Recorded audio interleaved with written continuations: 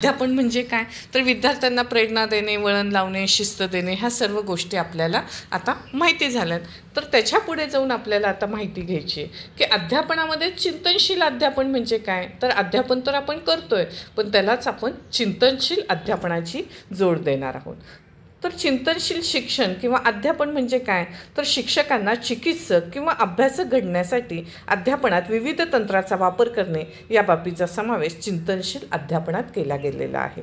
म्हणजेच अध्यापनाबरोबरच शिक्षक एक चिकित्सक व्हावा, अभ्यासक व्हावा, ह्या दृष्टिकोनातून विविध तंत्राचा ज्यामध्ये वापर केला जातो त्याला चिंतनशील अध्यापन म्हणायचं. तर बघूयात आपण चिंतनशील अध्यापन म्हणजे काय.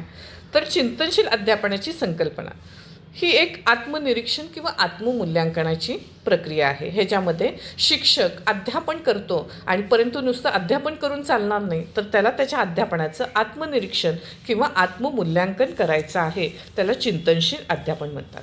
चिंतनशील विचार ही एक रणनीती आहे. यात शिक्षक स्वतःमध्ये सुधारणा करण्यासाठी, विद्यार्थ्यांच्या समस्यावर उपाय शोधण्यासाठी, त्यांच्या अभ्यासाबद्दल अधिक जाणून घेण्यासाठी स्वतःच्या अध्यापनाचे आत्मविश्लेषणात्मक मूल्यांकन करतो. म्हणजेच चिंतनशील अध्यापन होय.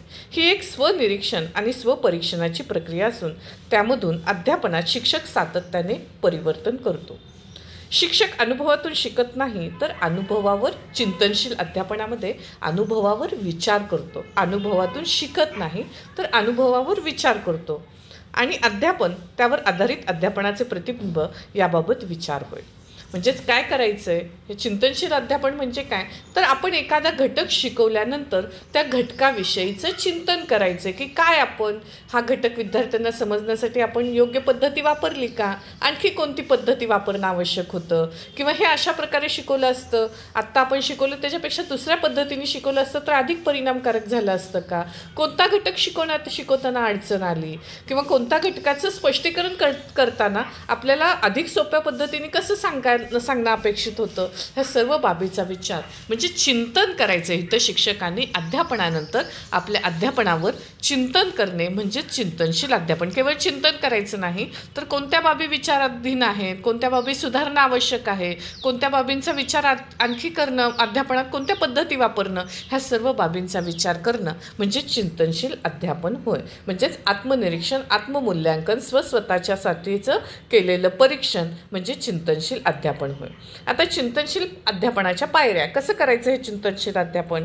तर पहिल्यांदा आपण शिकवायचं म्हणजे आपण तयारीने शिकवणार आहोत. आपण वर्गात जाण्यापूर्वी जे नियोजन केलेलं असतं, उद्दिष्ट ठरवली असतात, त्याच्यावर आधारित अध्यापन पद्धती असतात, त्याच्यावर आधारित स्पष्टीकरण असतं, त्यावर आधारित आपण वर्गात जाऊन टीचिंग करायचं, अध्यापन करायचं. आणि अध्यापनानंतर अध्यापन झाल्यानंतर मूल्यांकन किंवा आत्ममूल्यांकन करायचं. म्हणजेच काय सेल्फ इव्हॅल्युएशन की बाबा काय विद्यार्थ्यांना समजलं का, कशा पद्धतीने आपण समजून सांगताना कोणत्या अडचणी आल्या, किंवा ही पद्धती आणखी परिणामकारक करता येईल का, ह्या सर्व बाबींचं आपण आपल्या अध्यापनाबाबतचं आत्ममूल्यांकन करणं गरजेचं आहे. त्याच्यानंतर अध्यापनाच्या बाबी विचारात घेणे, सुधारात्मक किंवा गुणात्मक. केवळ वाईटच असतं का, तर आपल्याला काही चांगल्या बाबीसुद्धा आपल्या अध्यापनातून रिफ्लेक्ट झालेल्या असतात, तर त्याही गोष्टीचं इव्हॅल्युएशन करायचं किंवा काही गोष्टीच्या सुधारणा करायच्या. ह्या सर्व गोष्टींचा विचार करणं आणि मग शेवटी परत त्यावर आधारित अंमलबजावणी करणं की बाबा आणखी अध्यापन प्रभावी होण्यासाठी पुनश्च अध्यापनाचं नियोजन, अंमलबजावणी करणं, त्याला चिंतनशील अध्यापनाच्या ह्या पायऱ्या होय. तर ह्या दृष्टिकोनातून आपण शिकवणे, मूल्यांकन करणे, शिकवल्यानंतर शिकवलेल्या भागावरचं मूल्यांकन करणं, आत्ममूल्यांकन करणं, अध्यापनाच्या बाबी विचारात घेणं, चांगल्या, वाईट, गुणात्मक, सुधारात्मक, आणि त्यावर आधारित परत अध्यापनाची अंमलबजावणी करणं, ह्या चिंतनशील अध्यापनाच्या पायऱ्या आहे. आता ह्याच्यामुळे काय होईल, आता निश्चितच ह्या चिंतनशील अध्यापनामुळे आपल्या स्वतःमध्ये सुधारणा होतील, अंतर्दृष्टी निर्माण करण्याचा जाणीवपूर्वक आपण प्रयत्न करतो, वैयक्तिक आणि व्यावसायिक विकास होतो, आपला स्वतःचा वैयक्तिक विकास होतो अध्यापनामध्ये, की आणखी आपण प्रभावी अध्यापन करायला शिकतो. आणि त्यामुळे निश्चितच आपला हा अध्यापन हा व्यवसाय आहे, टीचिंग हा व्यवसाय आहे, शिक्षक हे व्यावसायिक काम आहे, तर व्यावसायिक विकाससुद्धा होईल आणि अध्यापनाची निरंतर प्रक्रिया चालू राहील.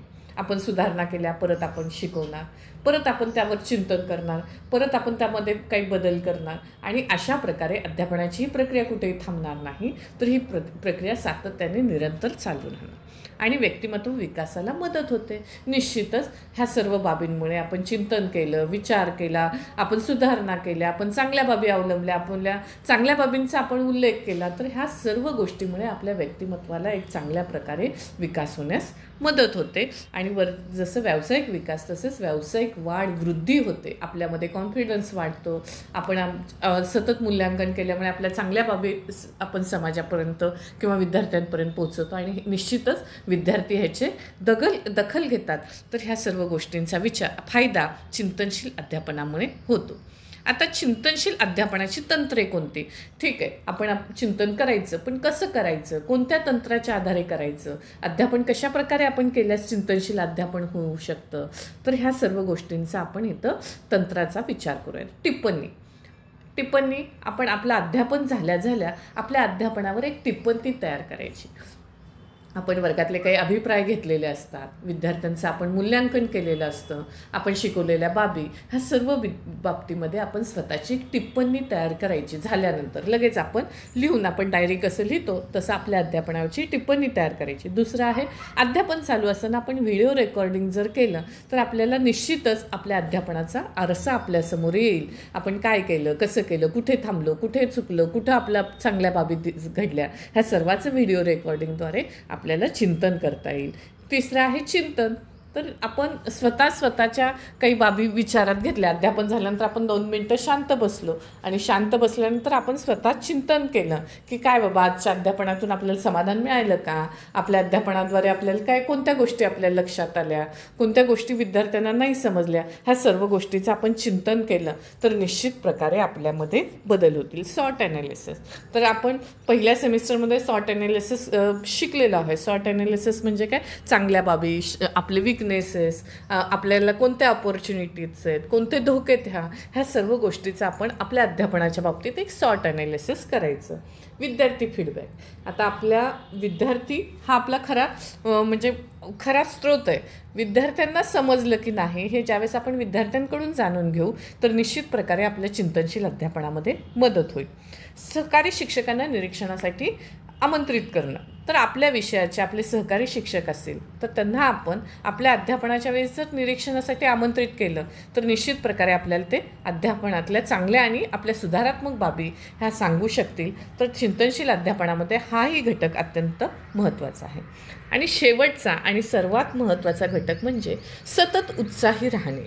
आता शिक्षकांमध्ये आपण रोजच अध्यापन करतो, अरे रोज तेच करतोय असं आपण म्हणतो, काय त्यात असं नवीन काय आहे असं आपण सहज बोलून जातो. पण आपण सतत जर नवनवीन पद्धतीचा वापर करून शिकवलं तर आपलं अध्यापन रोजच नवीन होणार आहे.